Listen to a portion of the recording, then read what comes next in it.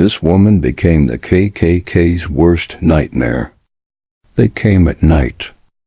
A line of cars, pointed hoods in the darkness, engines that tore through the quiet of the black sections of town. Sometimes they fired into the air, sometimes at the houses. This was the Ku Klux Klan in the 1950s, an empire of terror. They were confident in their power because the system was on their side. The local police chief's father had been a Klansman. The law did not protect everyone equally. They believed they were untouchable. That was their mistake. They assumed fear would always win.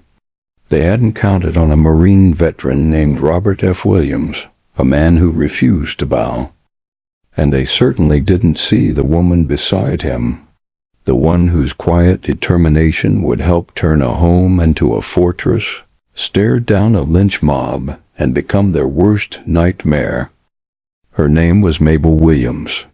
This is her story. She was born in Monroe, North Carolina, into a world with rules. Simple, brutal. Black people had a place. To step out of it was to invite humiliation. Or worse, her parents, in an act of protection, taught her subservience. To say yes ma'am and no ma'am, not from respect, but from a need to survive. A daily swallowing of pride. She lived in a society where a hospital could deny care, where justice was for others, where the wrong glance could get a black man killed. This was the world she knew. Then, in 1947, she married Robert F. Williams. He was different. Shaped by his time in a segregated military, he carried himself with a defiant pride she had rarely seen. His grandmother had given him his grandfather's musket and taught him about the world's struggles. His family had never taught their children to bend. Meeting him was a discovery that not all black people accepted their designated place, that she had a right to a place in the world, not just in the colored section. Together, they were a team. They joined the local NAACP chapter. It was nearly dead, its members intimidated. Robert rebuilt it, not with the middle class. He went to the barbershops and the pool halls. He recruited working people fed up with the way things were. Mabel was the chapter's secretary, a co-organizer, not a silent partner. They desegregated the public library, a small victory, but it sent a message. Change was coming to Monroe. This drew the wrong kind of attention. Monroe was a headquarters for the Southeastern Brigade of the Ku Klux Klan. Their rallies drew thousands. As the Williamses' influence grew, so did the threats. Phone calls in the middle of the night, hate mail, rocks thrown at their car. The fight for dignity now had a price. They were no longer fighting for an idea. They were fighting for their lives. The conflict was about to explode. It began with children. A game. A little white girl kissed a black boy on the cheek. He was 9. His friend was 8. For this, the boys were arrested, charged with assault, sentenced to a reform school until they were 21. The injustice became a global scandal. Protests erupted in Paris, Rome, Vienna. The international embarrassment forced the governor of North Carolina to pardon them.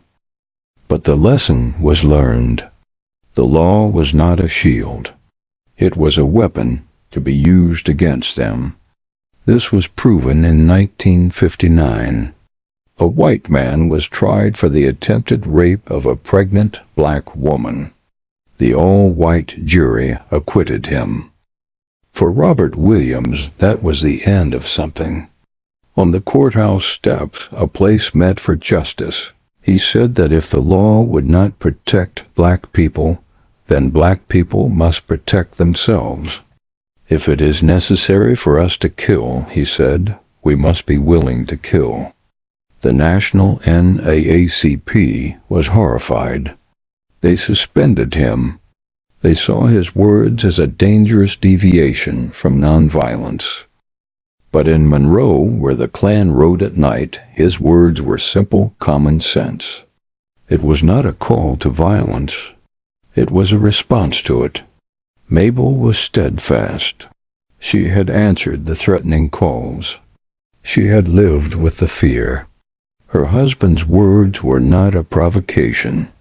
They were a promise that their family and their community would no longer be easy targets. Robert Williams then sent an application to the National Rifle Association for a charter. The NRA approved it. The Monroe Rifle Club was born.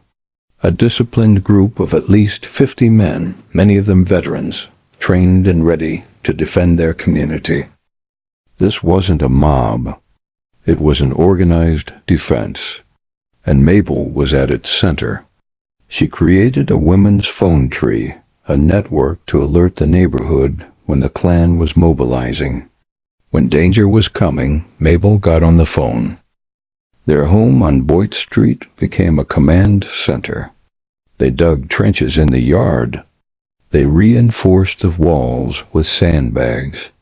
They stockpiled rifles, German Mausers, and Italian carbines. It was no longer just a house. It was a fortress. They slept in shifts, someone always on watch. Neighbors joined them. An elderly woman hid some of their guns in her own home for safekeeping. They were, as Mabel said, simply fed up with the Klan intimidating them all these years. The rifle club's effectiveness was tested. The Klan was used to riding through the black neighborhood of Newtown with impunity.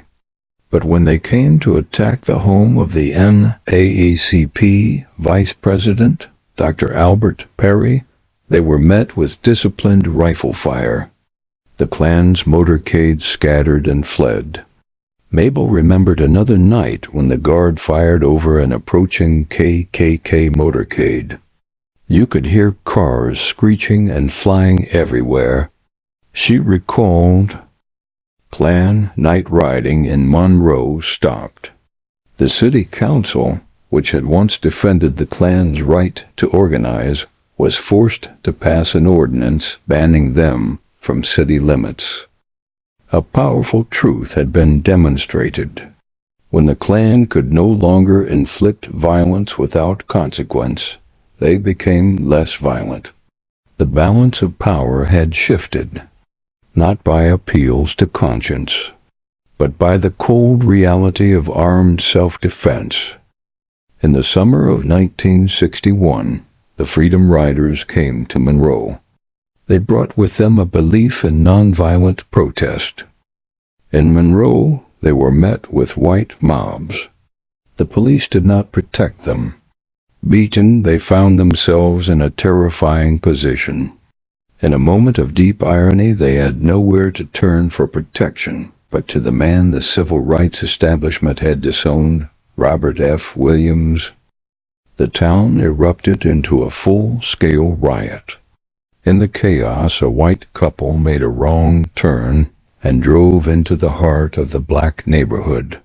They were surrounded by an angry crowd. The situation was about to turn deadly. Robert and Mabel Williams intervened. They pushed through the crowd and offered the terrified couple shelter inside their fortified home. An act of humanity that transcended the hatred of the day. But this act of compassion was twisted into a weapon. Law enforcement, the FBI, and state police saw their chance to crush the man who had armed his community. They ignored the riot. They ignored that the Williamses had saved the couple's lives. Instead, they accused Robert Williams of kidnapping them. A federal warrant was issued for his arrest. The state was not coming to arrest a kidnapper. It was coming to lay siege to the fortress on Boyd Street, to destroy the symbol of black resistance he and Mabel had built.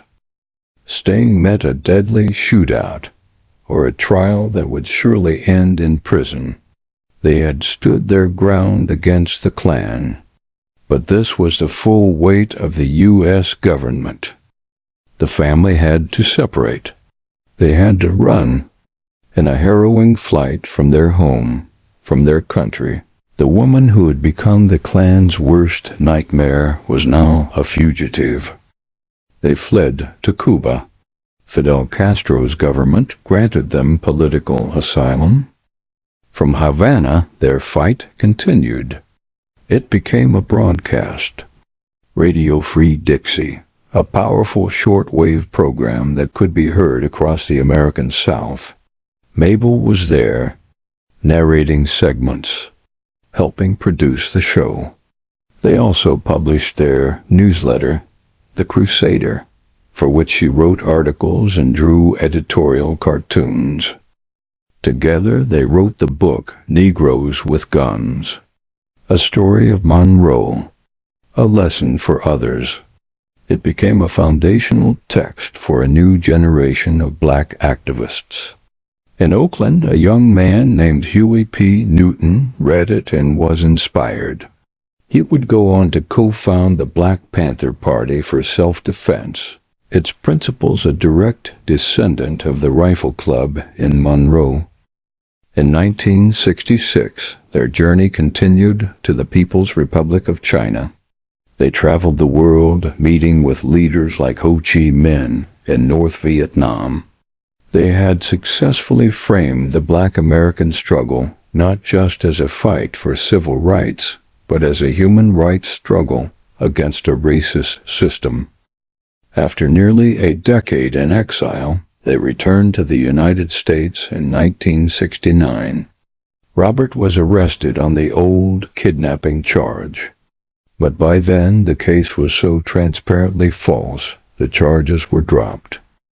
The family settled in Baldwin, Michigan. They were home. Upon their return, the struggle did not end. It just became quieter. Robert took a position at the University of Michigan's Center for Chinese Studies.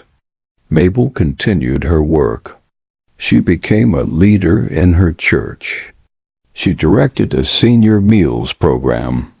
She worked to preserve the legacy of Idlewild, a historic African-American resort community. She was often overshadowed by her husband, but her role was never secondary.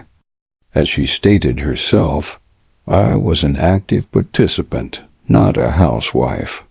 She was an organizer, a writer, an editor, a strategist.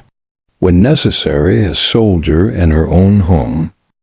When Robert Williams died in 1996, his courage was hailed by icons of the movement he had challenged. Mabel Williams passed away in 2014.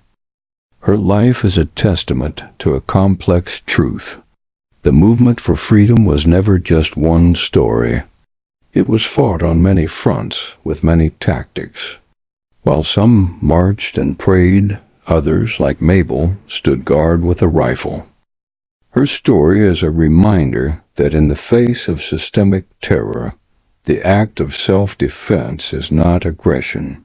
It is a radical assertion of one's own humanity.